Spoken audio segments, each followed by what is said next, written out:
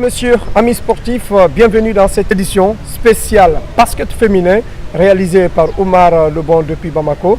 Et puis, tenez-vous bien que je suis en compagnie de Mami Ebelabou, la RTG à Bamako. C'est pour vivre en direct les réalités du basket féminin. Rappelez-vous que nous sommes à la faveur de la 25e édition d'Afro-Basket qu'on appelle Coupe d'Afrique de basket féminin. La Guinée a fait 3 sorties, 3 échecs. Pourquoi la Guinée n'a pas réussi à se tirer d'affaire par rapport à ses adversaires? Qu'est-ce qui n'a pas marché? Nous allons ensemble avec les responsables techniques de cette fédération de basket décortiquer les lignes de force ou de faiblesse de cette fédération. Mais en avant, bienvenue. Bonsoir, Daoudaba. Voilà, je vous souhaite la bienvenue dans cette édition. Merci. Bonsoir à nos millions de téléspectateurs qui nous suivent à travers le monde. J'ai à ma droite le coach principal de cette équipe féminine de basketball. Il s'appelle Ousmane Tafsir Kamara, même s'il est Kamara. Bonsoir, monsieur Kamara. Bonsoir. Et bienvenue dans cette édition. Merci beaucoup. Et puis à côté d'Ousmane, vous avez celle qu'on appelle Simone Nyabara Keita. Bienvenue dans cette édition. Bonsoir. Vous avez à ma gauche l'infatigable Oumar. Bienvenue dans cette édition. Merci à vous. Voilà. Mami Ebelamou, vous avez certainement réalisé quelque chose sur ce basket féminin depuis que nous sommes là. Effectivement, Daouda, j'ai réalisé une rubrique sur cette formation de la Guinée. Quand elle se préparait à affronter le Mozambique, c'était au compte de la 3e journée des phases de poule. Donc si c'est près du côté de la régie, on peut suivre cette rubrique avant qu'on ne se retrouve. Oui, c'est ce qu'on appelle les coulisses de la CAN.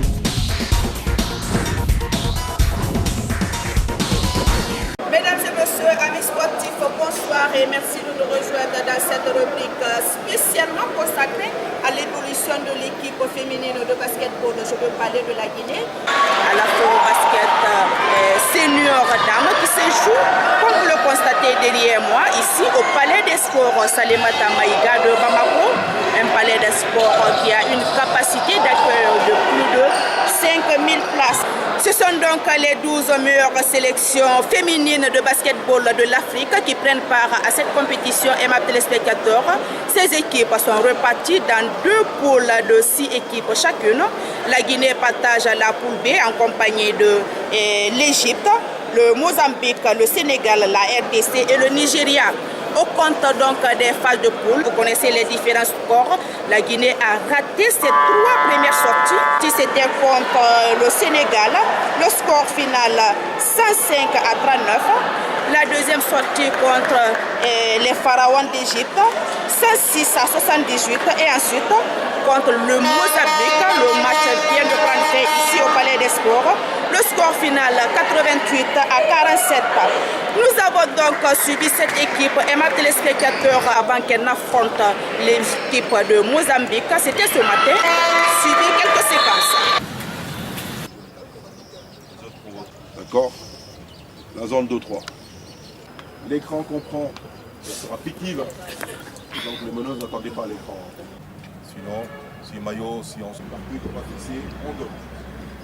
Là, il y a toujours certaines qui le jouent très bien, elles sont à l'opposé. Je suis Aïcha Mara, j'ai 21 ans. Et après 2 défaites, vous jouez le 3e match tout à l'heure d'ailleurs contre le Mozambique. Est-ce qu'on peut connaître le moral dans l'effectif? On a toujours envie de gagner. C'est sûr que c'est un peu dur de perdre les matchs, mais bon, on sait d'où on vient, donc voilà, et on va tout faire pour gagner ce match. Tout se passe bien, on s'entend bien avec les filles, on rigole bien, il y a une bonne ambiance. Ça va bien, ça va bien. En fait, c'est même pas la motivation qui monte, c'est vraiment la dureté et puis le manque de jouer ensemble en fait.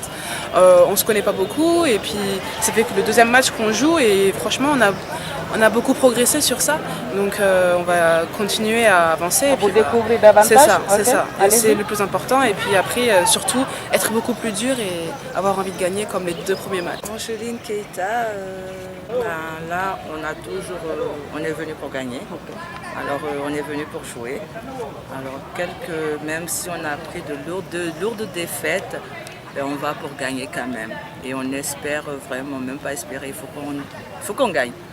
On a le moral, bon, c'est vrai que on va pas dire que c'est au beau fixe, mais on tient le coup et on est combattantes, on est combatives, on est solidaires entre nous et surtout ça, on est unis et on va se battre pour au moins avoir cette victoire-là. L'ambiance au sein de l'effectif. C'est super. Entre les anciennes et les nouvelles, ça va. Tout se passe bien. Voilà, tout se passe bien. C'est vraiment convivial. Il n'y a rien à dire.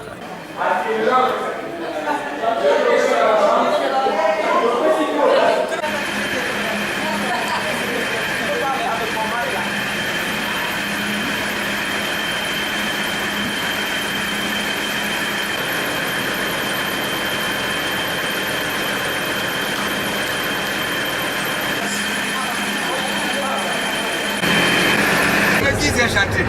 Bon, allez-y. Bon, suivez ici. Vous voulez que j'entende La concentration. Le football, c'est le divertissement. Est-ce qu'il peut? Est-ce qu'il peut?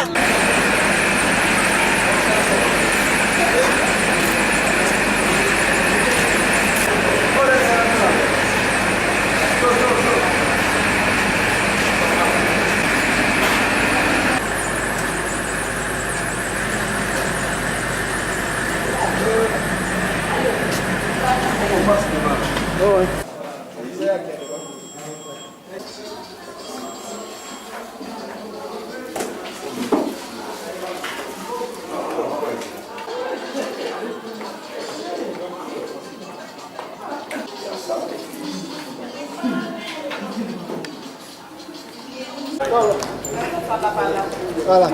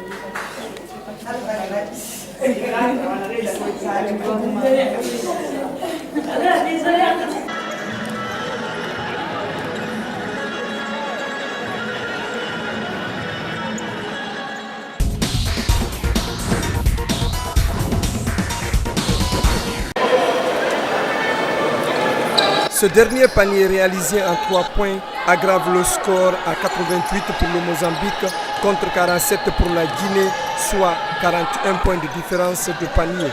Une équipe du Mozambique bien préparée, contrairement à la Guinée avec 3 jours de préparation. Malgré les petits détails qui mettent aussi les bâtons dans les roues du basket guinéen, le Sili Basket féminin surprend et étonne les adversaires à cause de ses possibilités de dribble, des passes précises et des pénétrations fantastiques dans la bouteille ou zone de vérité adverse qui affiche la belle image de la Guinée à travers ce basket féminin. Le manque de préparation empêche nos basketteuses de réaliser des occasions au moment des lancers francs. L'encadrement technique tire la sonnette d'alarme pour s'imposer contre le Nigeria et la RDC, histoire de se positionner pour une éventuelle qualification au quart de finale. La contre-performance guinéenne est liée au manque de préparation. En tout cas, c'est l'avis de la capitaine de cette formation qui accuse surtout les autorités à ne pas mettre ses filles dans toutes les conditions avant d'aborder cette compétition. Suivez. Vous demandez à n'importe quelle équipe ici, il n'y en a aucune qui est dans les conditions que sont les Guinéennes au jour d'aujourd'hui. Je ne parle pas des expatriés comme moi, je parle des locales, des Guinéens. C'est pas possible. Il n'y a pas eu de préparation. Le premier match qu'on a fait ensemble, c'était hier. Donc, il n'y a pas de formation durant l'année. Il y a des bonnes volontés. Je ne suis pas là pour dire qu'il y a des gens, les gens s'assient sur leur siège et ne font rien. Il y a des bonnes volontés. Il y a des gens qui œuvrent pour que ça change. Et on en est la preuve, on est là aujourd'hui. Mais les choses ne vont pas se faire comme ça. On ne peut pas... Je veux dire, là, vous regardez l'Égypte, elle joue un basket très simple. C'est du dribble, de la pénétration, de la fixation, de la passe, du tir. Il n'y a rien de compliqué dans ce qu'elles font, mais c'est propre. Mais elles n'ont pas commencé à faire ça hier. C'est des jeunes filles qui ont commencé, à mon avis, tôt le basket et qui ont été encadrées et formées pour jouer à ce niveau-là. On est très loin de s'ennuyer.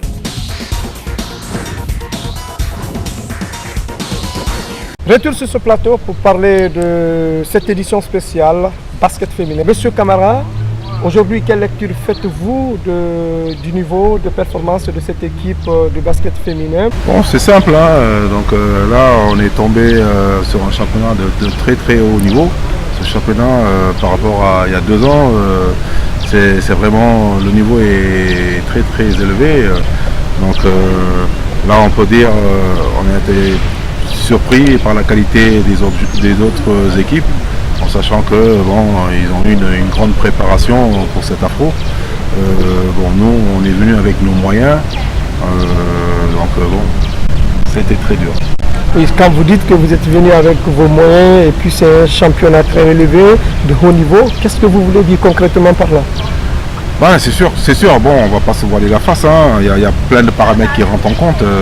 Donc par rapport à on va parler de la préparation, qu'on a eu un manque de préparation pour les filles, pour travailler sur le collectif, le physique et tout ce qui va avec.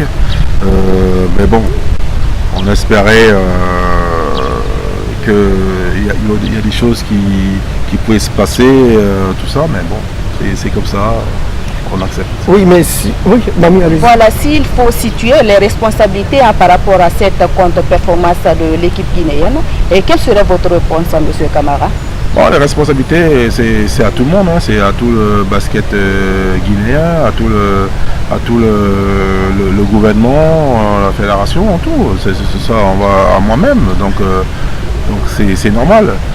Si on avait les moyens, si les moyens étaient mis en place pour aider l'équipe nationale à se préparer en amont, je pense que même si bon, il y a les défaites, mais bon, on aurait fait une meilleure performance. Donc bon, c'est dur à accepter, mais c'est comme ça. Alors, il faut le faire avec les réalités de bord.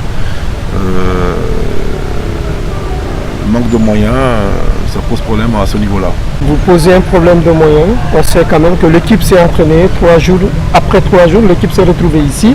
Et vous avez mis cette équipe en compétition. Mais en tant qu'entraîneur, techniquement, qu'est-ce que vous avez tiré de cette équipe nationale aujourd'hui qui est accompagnée de pros? Bon, cette équipe il est en train de se bâtir. En fin de compte, on est en train de bâtir l'équipe dans l'afro. Donc ouais. C'est ça qui est dommage. On est en train de bâtir l'équipe dans l'afro. L'équipe commence à se retrouver petit à petit.